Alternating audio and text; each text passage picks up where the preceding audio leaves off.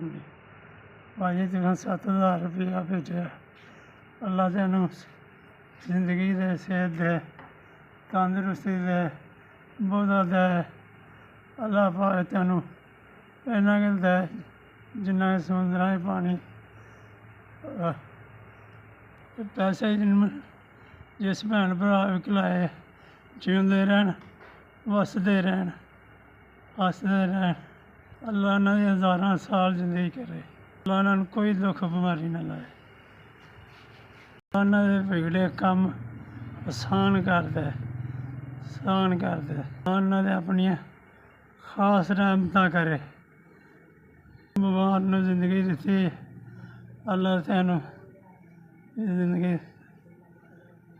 ਸਾਡਾ 7000 ਮੇਰੇ ਵਾਸਤੇ 70000 ਹੈ। ਅੱਲਾ ਤੈਨੂੰ ਇਹਦਾ ਅਜਰ ਤੇ ਫਲ ਦੇਗਾ।